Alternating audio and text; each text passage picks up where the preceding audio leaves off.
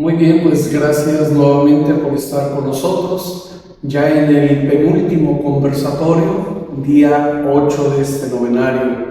Gracias a Rafa y a Félix, junto con ustedes, que es posible pues hacer este conversatorio profundizando en el misterio de los códices divinos.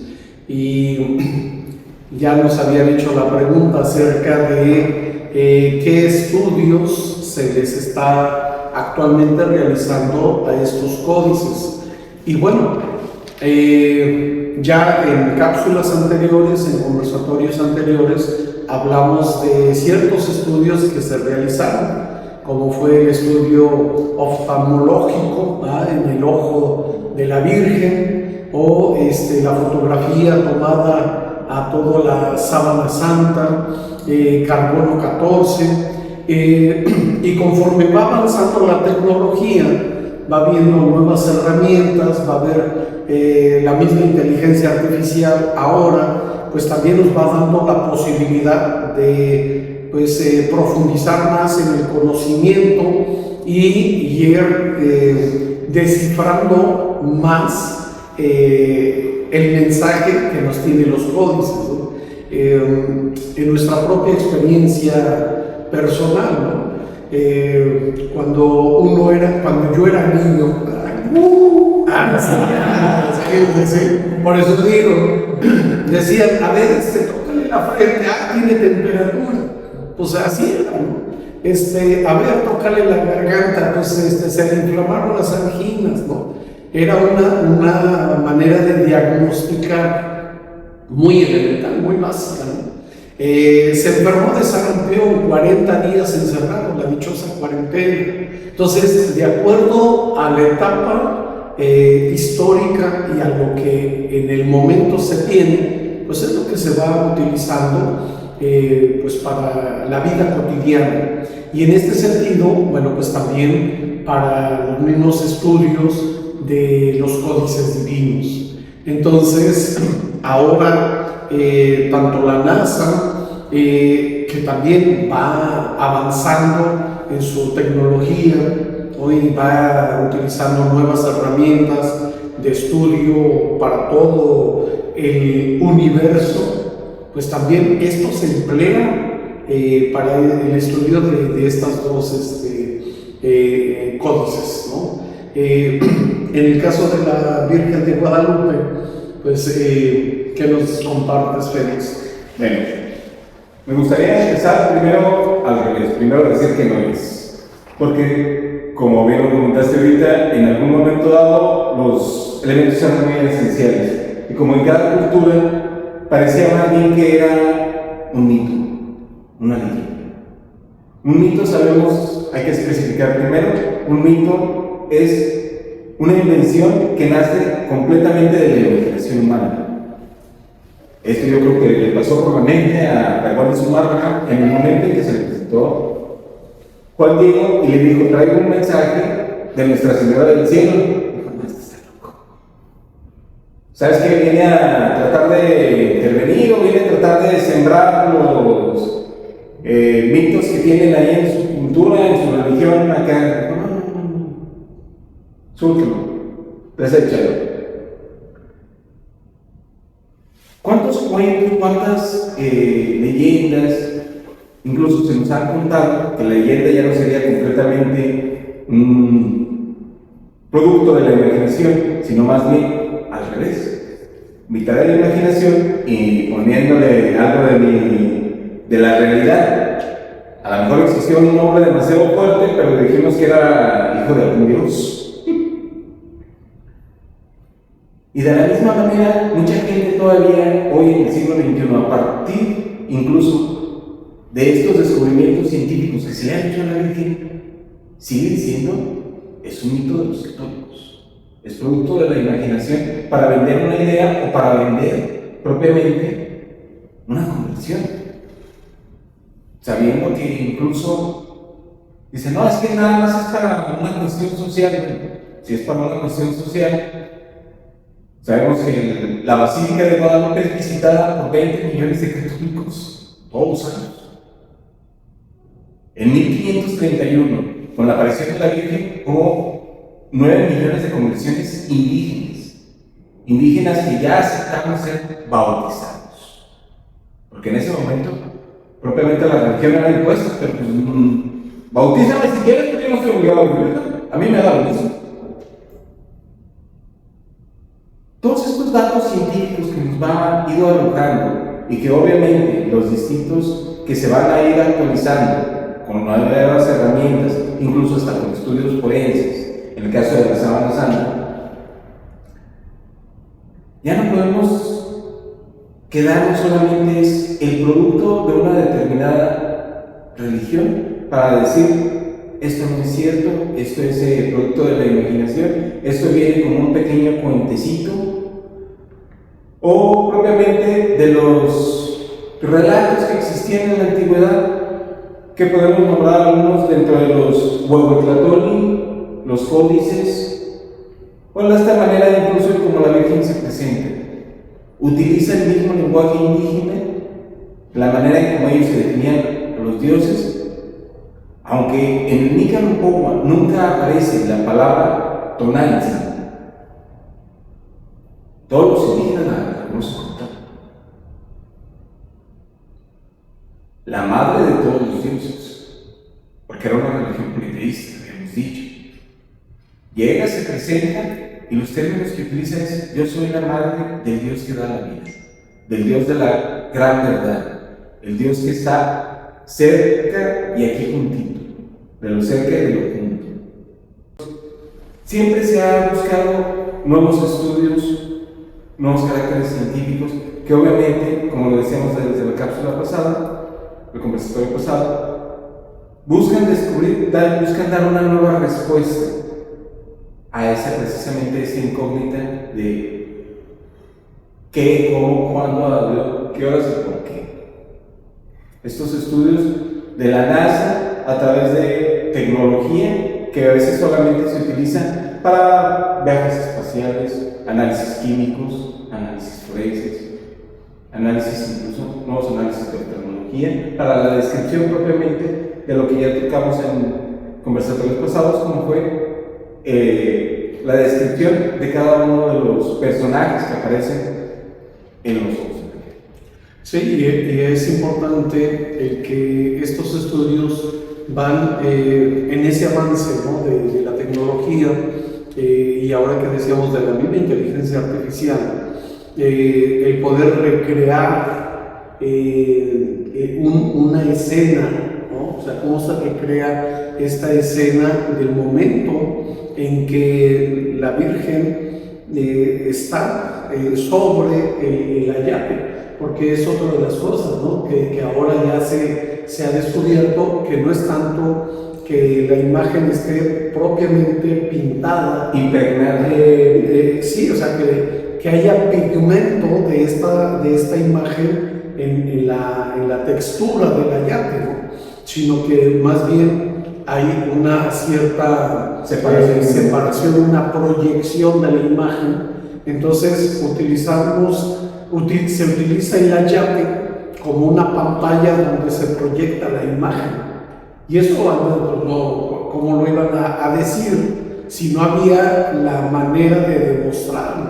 ¿No? Es tan impresionante cómo la tecnología viene a confirmar que esto es algo de Dios, que no es algo producto de una mano humana, ¿no? Y lo mismo podemos decir de la misma sábana, ¿no? Yo quisiera un poquito contextualizar en este sentido. Si nosotros nos imagináramos la vida del hombre en la tierra, y lo pudiéramos ir poniendo por las eras, las etapas, los años en que ha estado, lo fuéramos viendo a manera de una montaña, de un cerro grande, que usted puede imaginarse el que tenga cerca de su casa. Nosotros acá en Torreón, Coahuila, México, pues diríamos, pues el Cristo de las Noas, ¿no? El cerro del Cristo de las Noas es el más alto que tenemos nosotros aquí.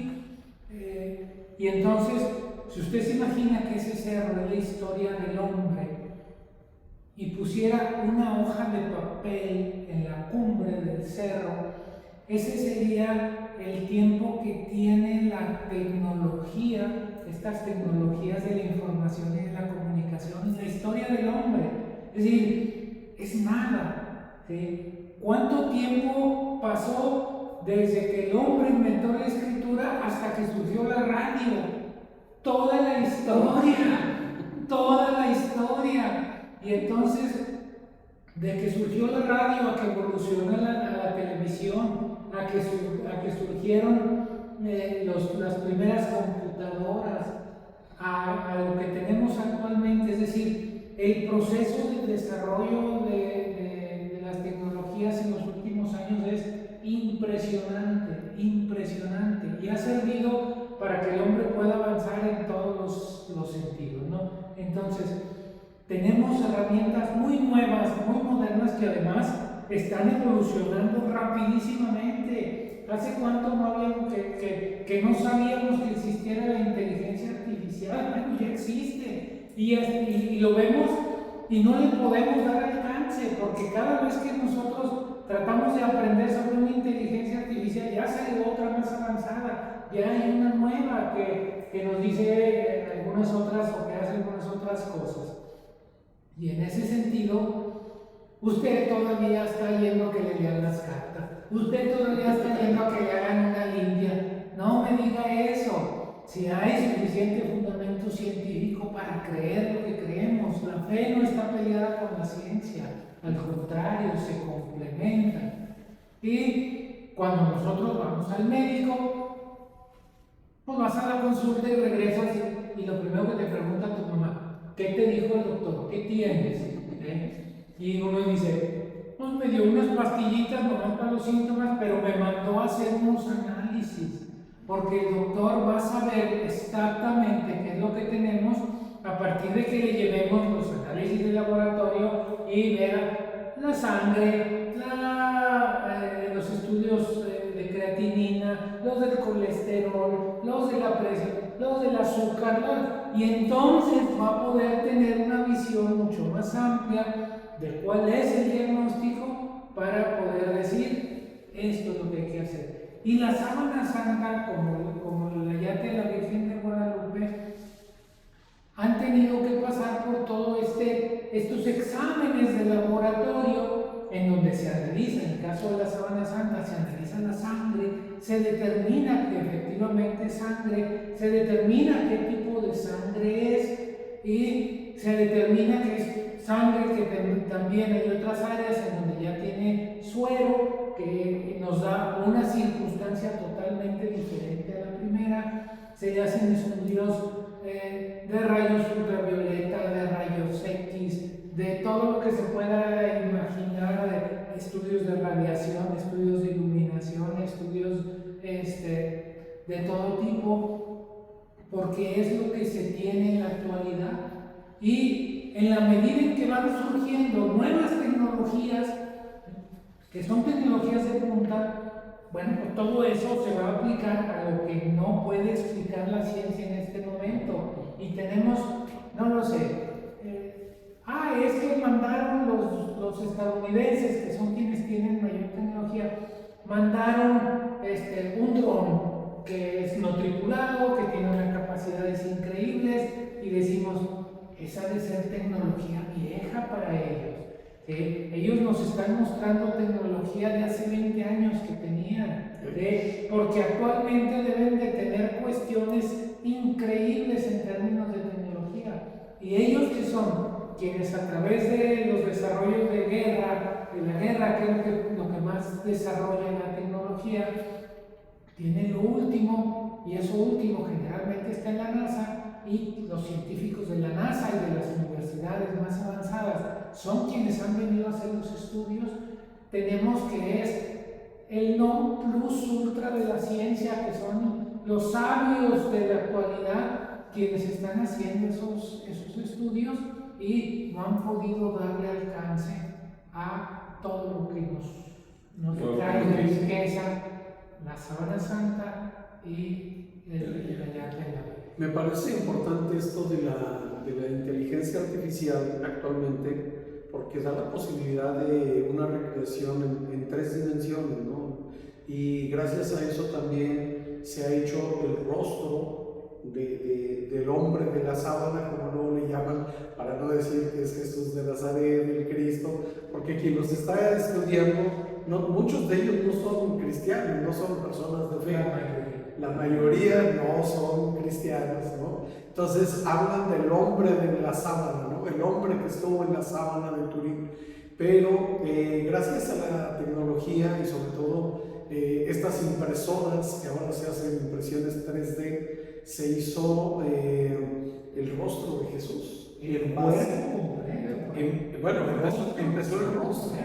Entonces se hace el rostro y luego el cuerpo, pero incluso gracias a eso también el Cristo. O sea, un Cristo, tenemos Cristos en la parte del arte, ¿no? De las bellas artes, tenemos pinturas de crucifijo, ¿verdad? De Cristo crucificado, esculturas, y están muy estilizadas, ¿no? O sea, con mucha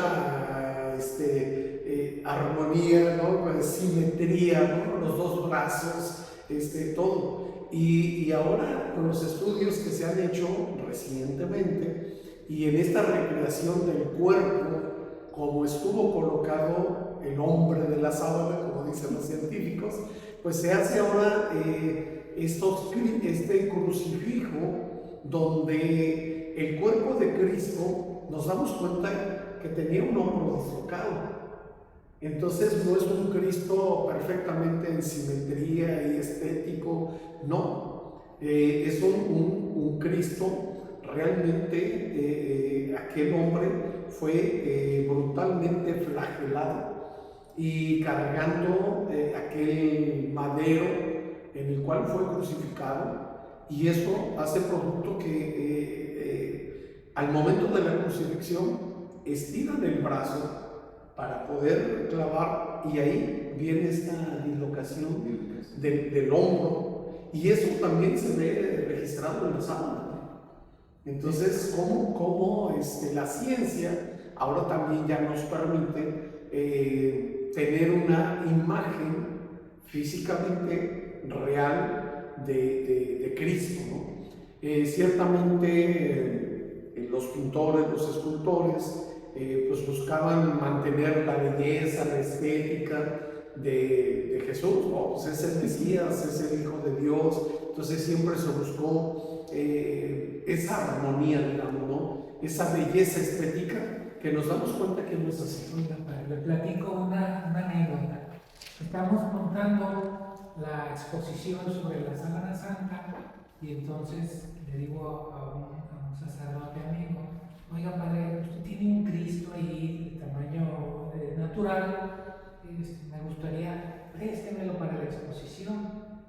A mí me gustaría poder tener un Cristo, pero que ese Cristo mostrara las heridas de la flagelación. No, mi Cristo no me lo toques, así está muy bonito como está, así enterito.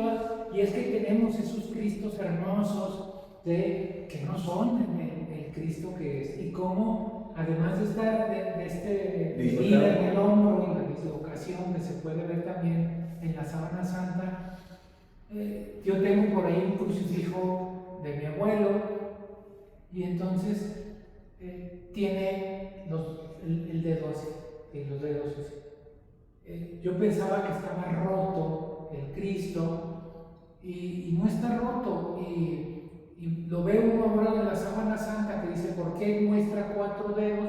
Porque en el momento en el que penetra el clavo, los romanos, le digo, sabían perfectamente y qué hacer, y milimétricamente lo hacían.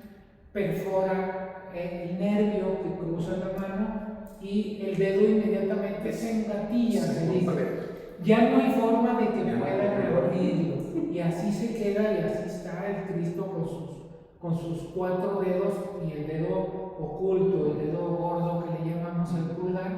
Pero son cosas que nos han mostrado los estudios más modernos, que coinciden con los hechos históricos, que coinciden con la biología del cuerpo humano, y que nos muestran unas fotografías históricas, atemporales, maravillosas.